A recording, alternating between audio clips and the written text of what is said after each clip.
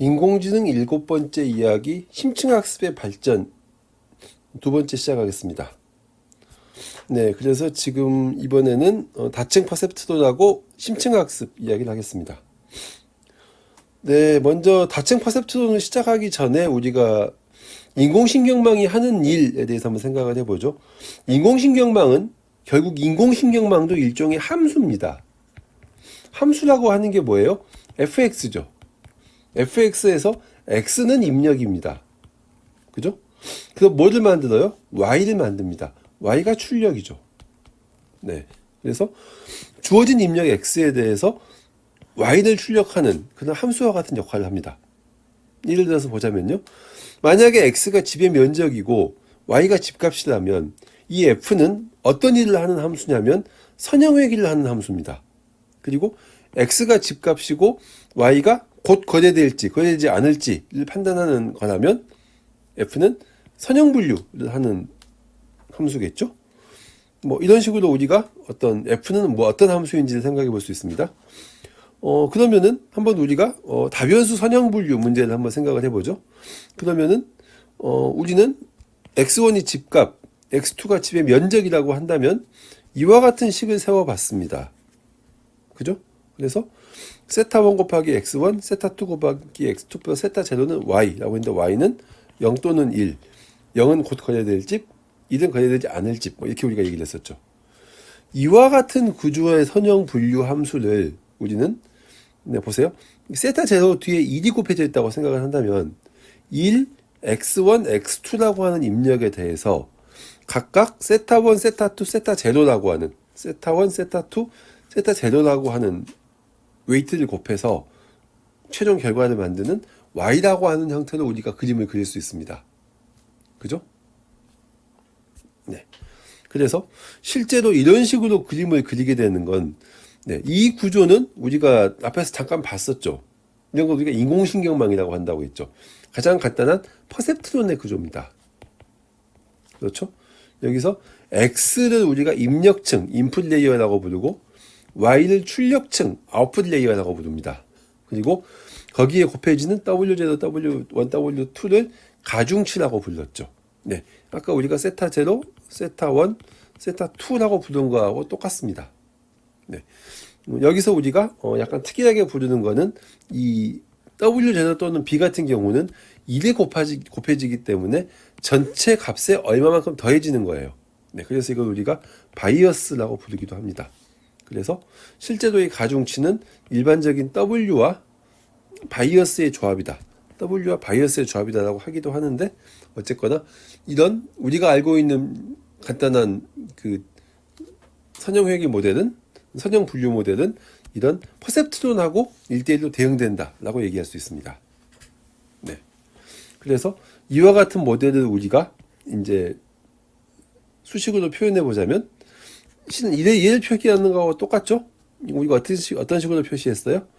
이 웨이트들을 W1, W2, W3라고 쓴다면 이와 같은 W 벡터로 쓸 수 있고 그 다음에 X1, X2, 2를 트랜스포즈하면 이런 벡터가 될 수 있죠. 그래서 최종 결과는 W하고 X를 곱한 걸로 나온다. 이렇게 우리가 쓸 수 있었죠. 네. 그래서 이런 식은 간단한 퍼셉트론의 모델이기도 하고 또는 그 선형 회귀 모델 또 선형 분류 모델의 식이기도 합니다. 그래서 우리는 이 둘이 비슷한 계산력을 가지고 있다라고 얘기할 수 있는 거죠. 이게 단층 퍼셉트론, 네, 싱글 레이어드 퍼셉트론에 대한 얘기입니다. 이걸 다층 구조로 가져가는 걸 우리가 멀티 레이어드 퍼셉트론, MLP라고 합니다. 이건 입력층과 출력층 사이에 이런 히든 레이어가 하나가 숨어 있는 걸 의미합니다. 네, 그래서 우리가 이걸 첫 번째 레이어, 이건 두 번째 레이어, 이건 세 번째 레이어라고 부른다면 두 번째 레이어의 첫 번째 노드, 두 번째 노드 이렇게 부를 수가 있는 거죠. 그리고 만약에 이런 은닉층이 이렇게 길어지게 되면 이제 이게 그야말로 멀티레이어 퍼셉트론이라는 의미를 확실하게 갖는 거죠. 네. 그래서 실제로 이런 모델은 이런 식으로 표시가 됩니다. 이 모든 노드와 노드 사이에는 이렇게 선으로 연결되어 있고 거기에 적절한 이 웨이트가 곱해지게 됩니다. 네, 그래서 보시면은 최종 결과 y는 레이어 2로부터 연결되어 있어서 결과가 나오는 거니까 레이어 2 노드의 값들의 웨이트들을 곱한 형태로 만들어지는 거죠. 여기 있는 g는 액티베이션 펑션이라고 합니다. 이거는 실제로 어떤 우리가 뉴런의 결과를 0 또는 1로 바꿔주는 역할을 하는 건데 0이 비활성, 1이 활성입니다. 이 함수는 우리가 좀 더 자세히 보겠습니다. 나중에. W2는 이와 같은 웨이트들의 조합이고 A2는 이런 A 값들의 조합이죠. 네. 그러면 실제로 이 A2는 어디서 왔냐면 여기서 왔죠. 그래서 X의 첫 번째 레이어와 두 번째 레이어를 연결하는 가중치의 곱이죠. 그래서 이 W1은 이와 같은 매트릭스로 쓸 수 있고 X는 이런 벡터로 쓸 수 있습니다. 네. 그럼 결국 이 Y는 주어진 X에 대해서 웨이트를 곱하고 거기에 액티베이션 함수를 때린 다음에 다시 웨이트를 곱하고 액티베이션 함수를 적용하는 이런 형태로 우리가 생각할 수 있습니다. 다층 퍼셉트론은 이런 은닉층, 히든 레이어를 가지고 있는 인공신경망입니다. 그래서 만약에 i-1번째 레이어에서 이만큼의 노드가 있고 n 플러스 1개의 노드죠. n개의 노드 플러스 1입니다. 그리고 그럴 때 i번째 레이어의 k번째 노드의 값은 이 각각의 노드의 값들의 이 웨이트를 곱해서 더한 것과 같습니다. 그래서 이런 식으로 쓸 수 있겠죠. ak는 얘는 1을 곱하는 거니까 그냥 더하는 거예요. 이런 걸 우리가 바이어스라고 한다라고 얘기했죠. ai-1의 1 곱하기 wi-1의 1k 이게 될 겁니다. 그 다음은 ai-1의 2 곱하기 wi-의 2k 이렇게 될 겁니다. 이 1k의 의미는 1번 노드에서 k번째 노드로 간다는 뜻이고요. 2k는 2번 노드에서 k번째 노드로 간다는 뜻입니다. 네. 그래서 이걸 다 더하는 것은 우리가 필요하다면 이런 식으로 시그마를 써서 표현할 수도 있을 겁니다. 또는 여기서 우리가 적당히 w 곱하기 a 이런 형태로 어떤 벡터식으로 쓸 수도 있겠죠. 이 부분은 우리가 다음 시간에 그 인공신경망의 구조에서 좀 더 자세히 보도록 하겠습니다. 이런 멀티레이어 퍼셉트론에서 우리가 G라고 하는 함수를 활성함수라고 불렀습니다. 이게 무슨 뜻이냐면 실제로 우리가 처음에 맥컬락하고 피츠가 만든 그 인공신경망 모델에서 어떤 뉴런은 활성 상태 또는 비활성 상태 둘 중에 하나만 갖는다고 했죠. 그래서 이렇게 0은 비활성 상태가 되는 거고 이렇게 1은 활성 상태가 되는 겁니다. 그러면 들어오는 입력을 이렇게 두 개의 상태로 딱 결정을 해줬으면 좋겠어요. 그게 G 함수입니다. 어떻게 하는 거냐? 입력이 0보다 작으면 0, 0보다 크면 1 이렇게 하는 겁니다. 직관적이죠. 네, 근데 이런 함수는 실제로 0 부근에서 미분이 안 되기 때문에 문제가 있습니다. 그래서 우리는 이런 함수를 좀 더 부드럽게 만든 함수인 이런 함수를 사용을 합니다. 우리가 시그모이드 함수 또는 로지스틱 함수 이런 말을 썼죠. 이런 모양의 함수입니다. 그런데 이 함수는 뭐가 단점이 있어요? 장점은 뭐예요? 미분도 가능하고 미분도 쉬운데 단점은 x가 너무 커지거나 너무 작아지면 그레디언트가 0이 돼 버립니다. 미분이 0이 돼 버려요. 그래서 그레디언트 베니싱이 발생하기 쉽습니다. 네.